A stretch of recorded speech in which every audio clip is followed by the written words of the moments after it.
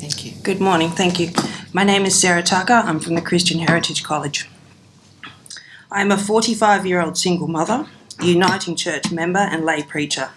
I'm a professional artist of 25 years, a student of Masters of Social Science and an ex-offender. When I was propelled into correctional services after a guilty verdict some 23 years ago, I was the product of a first wave of single-parent families, the result of new welfare reform. I didn't have the discipline while growing up or cognition to understand the consequences of my actions or to even accept fault. Accepting my wrongdoings was almost impossible. With the support and assistance of correctional services, I obtained my bachelor's in visual arts. I am now studying Masters in Social Science and Leadership. I have not only been through the correctional and parole systems, but worked for both Corrections Queensland and Restart Employment Services within correctional facilities, while working closely with Uniting Care Prison Ministry as a First Peoples chaplain and a speaker and fundraiser, and now as a program facilitator. Prior to Task Force Flaxton, Corruption and Corrections Investigation, I was contracted as a full-time art tutor at Woodford Correctional Centre. I am a casual supervisor for Restart Employment Services at Brisbane Correctional Training Centre, assisting with the graphics design department. I therefore understand and empathise with the hurdles and issues that inmates face on a daily basis reintegrating into an ever-changing society. Coming from South Australian corrections into Queensland corrections, I have witnessed the vast differences in case management, from personal interaction and specific management to end-to-end management. Albert Einstein understood the strength of imagination as a unique tool to problem solving. Diabolical social catastrophes such as the current state of incarceration and recidivism in Queensland requires creative solutions. With utmost respect for correctional services and with first-hand experience, I recommend that art programs that are appropriate must be reintroduced into all correctional facilities in alignment with a holistic rehabilitative approach, and inmates be permitted appropriate art supplies within cells as a deterrent from alternate boredom relief. I currently facilitate an art program I rewrote to cater for inmates with modern social issues. This is only possible with the support and funding of Uniting Care Prison Ministry. Although it is still a voluntary position, it is gratefully received with support from most Mr. Darryl Fleming at Brisbane Women's and Peter Henderson at Brisbane Training Centre. This art program, currently under the title Change the Design of Your Life, explores positive self-identity as a foundation to family and social influence, how leading a sober life can give back the most rewards. By using basic art techniques, including illustrating, inmates can learn techniques which assist them in escaping and communicating, potentially with a biro and paper under a 23-hour lockdown. This in turn helps reduce other methods of escapism via substance abuse. Learning communication techniques and human expression to assist communication with other correctional services care providers, such as through care and psychology teams. It also inhibits understanding tonal inequalities and contrasts as insightful recognition of the darker, unsafe areas of their own lives. Understanding goal setting and using life maps, self-portraits, expressionism and experimental art techniques to initiate self-management using self-awareness. We use recycling art products and creative thinking to prevent monetary boredom, which often leads to relapse. This reinforces being interactive with their own children and family by using simple art practices and creative input. This instills a sense of self-worth by, and if a long-term incarceration situation, being able to make cards and gifts for their own family members and friends. Group interaction time with group art therapy theory discussions, initiating a solid and respectful art theory knowledge base, which potentially can become a deterrent for tattooing, not an instigator. These programs are run at a minimum of 60-hour engagement at moderate intensity. Current research points to the knowledge that to be successful in rehabilitative techniques, it needs 100 hours to address significant issues. Art has the ability to engage cognitively impaired inmates at over 100 hours without becoming labour intensive. The 2 pilot programs run during 2018 and currently one happening now in 2019 at Brisbane Women's, despite the initial problems with prison relocations, had high success rates of completion, and the feedback offers insight into self-discovery and a thirst for more. Art turned my prison experience into something I now view as a highlight of my own education.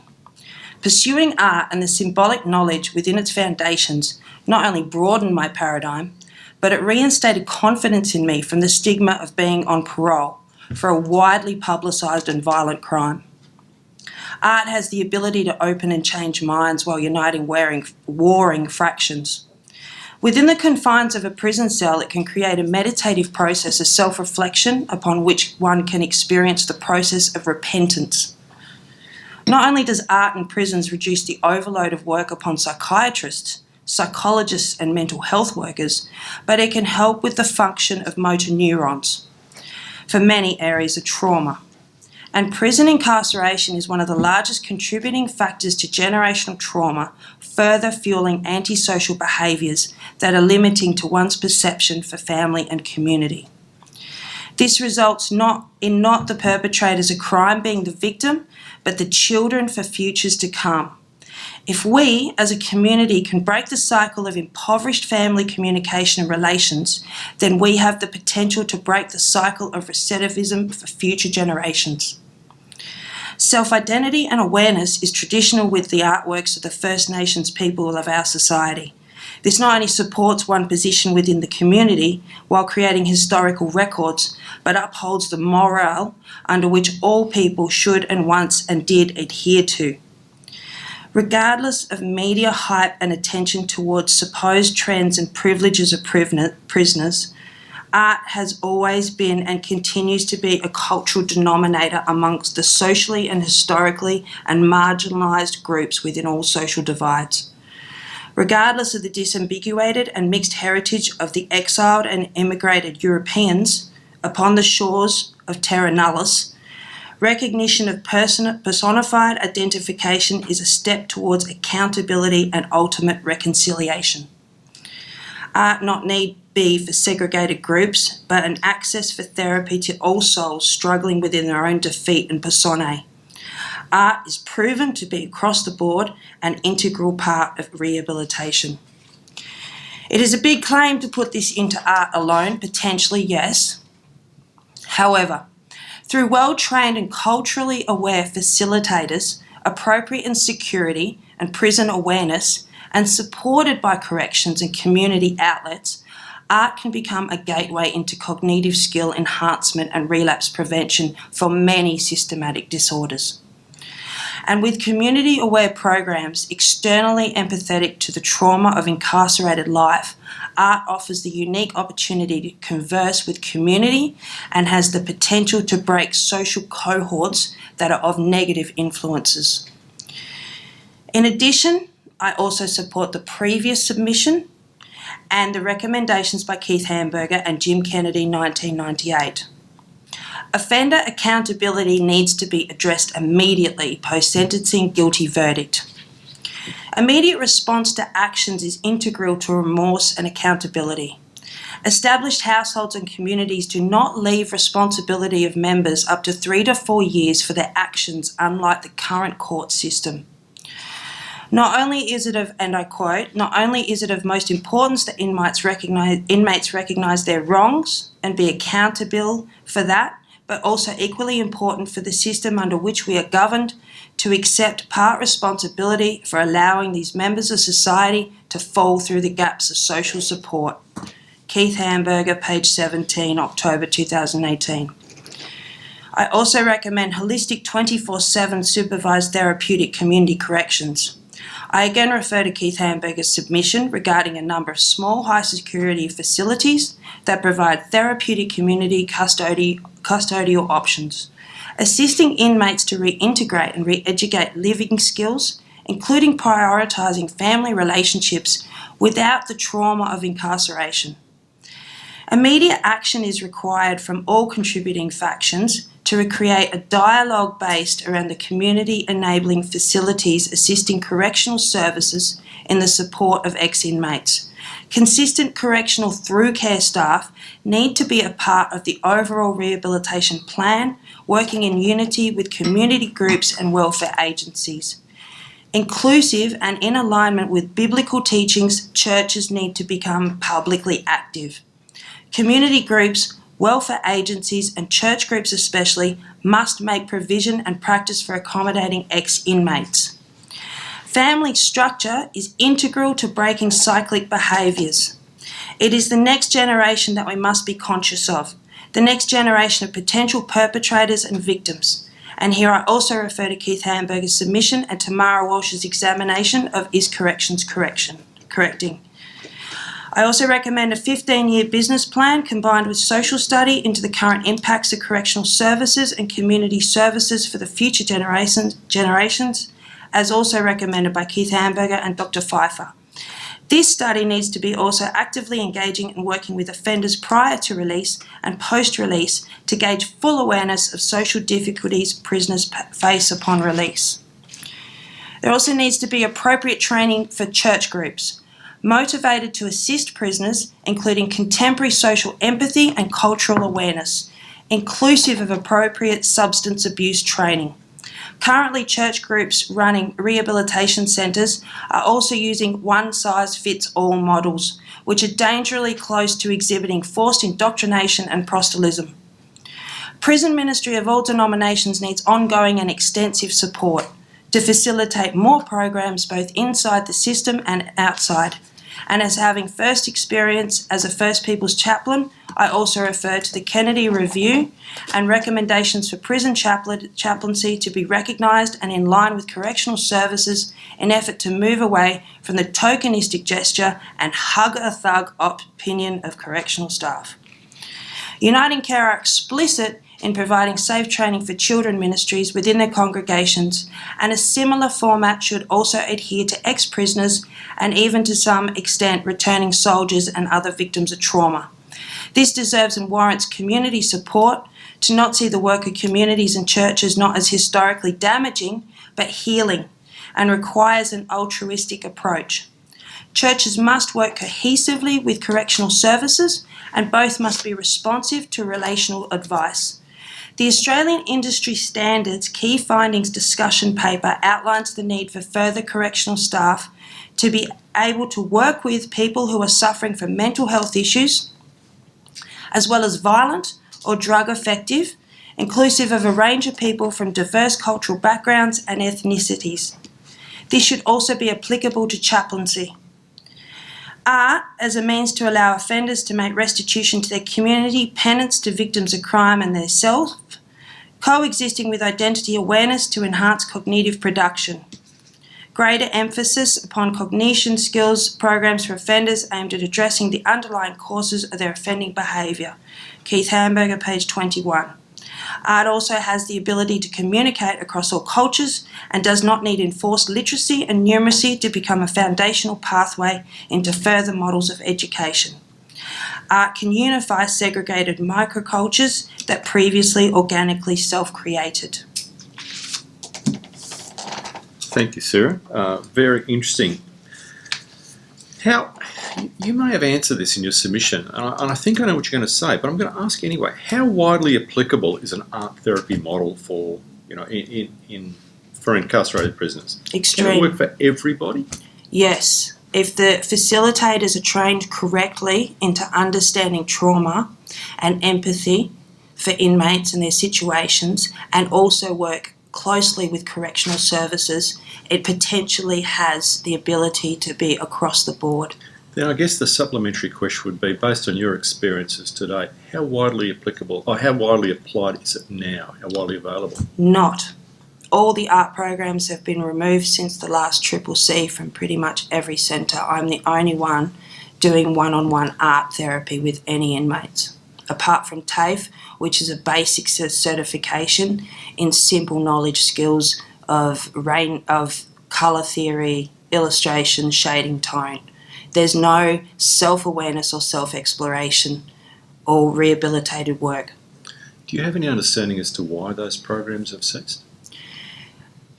I dare say because it's the population increase in funding and a difficulty with finding appropriate people that are correctionally aware as well, that are able to facilitate art and communicate with prisoners on a humanistic level. Okay, so there's more skills required than just understanding the mechanics of how a piece of art is produced. You've got your life experience and qualifications and other things. Yes. Work to the better outcome of these sort of interactions with prisoners. Yes, there's a level of psychology that's needed. There's a level of trauma-based understanding that is needed, drug awareness that is needed, cognitive impairment, and how to interact with these people that are their own microculture. Sarah, I'm aware before you started, when we had the break, that you had a number of things you brought with you for us and to share.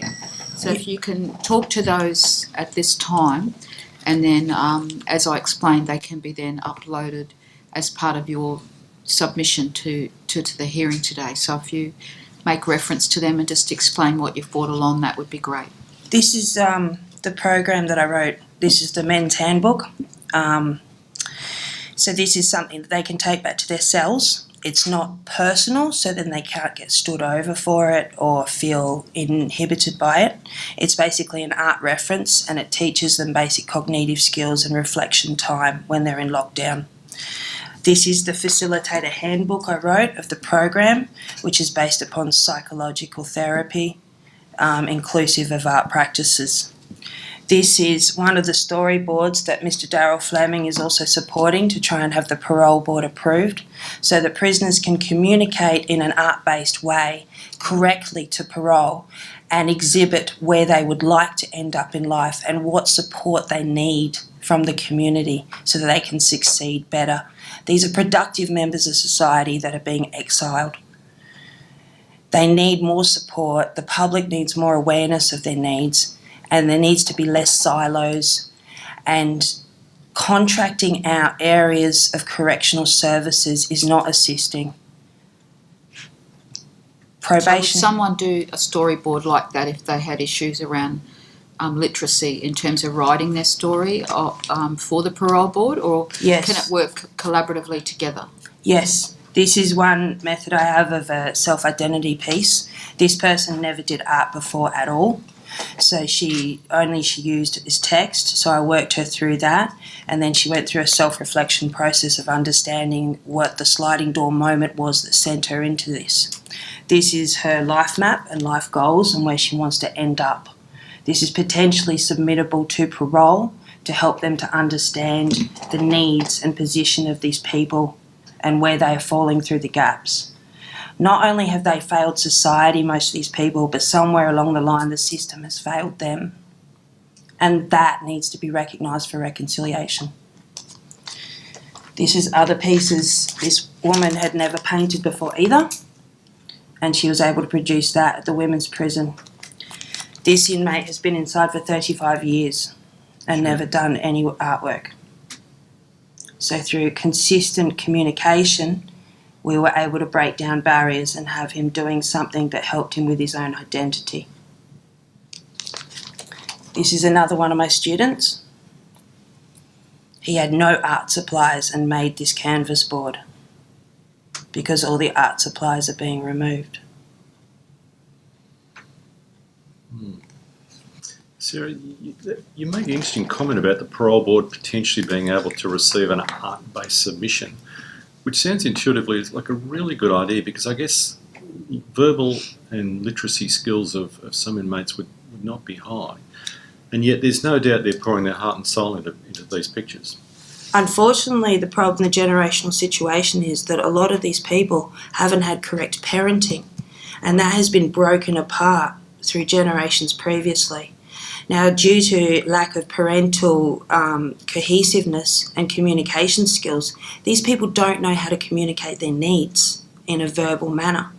If they can put this into an art form and present this to parole that's easy for parole to decipher and recognise, the communication would be broken down and there'd be a lot more recognition for the needs of the individual, so to set them up potentially long term, and therefore they could become better parents themselves. Are you optimistic that outcome is achievable? That's likely the parole board will get to a stage where they'll take an art-based parole submission. I believe that with support and unity, we can train a whole lot of people to teach correct art within correctional institutions and have their pieces approved by parole. Sarah, you in your submission that you put to the QPC inquiry, you talk about collaboration, and there's problems with collaboration. Yes. How could that collaboration between prison management, service providers, and the volunteers, regardless of where the volunteers come from, be improved so that we could see greater collaboration? I think the issue there is self-achievement. Rather than seeing their own company or supplier or provider as self-achieving, it needs to be communal achievement, and a dialogue needs to be created between all providers to understand a bigger problem rather than their own productivity. Thank you.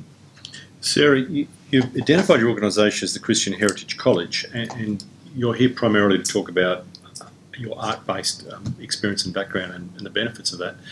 How important is the role of faith-based groups in prisons? Do you have any comments on that?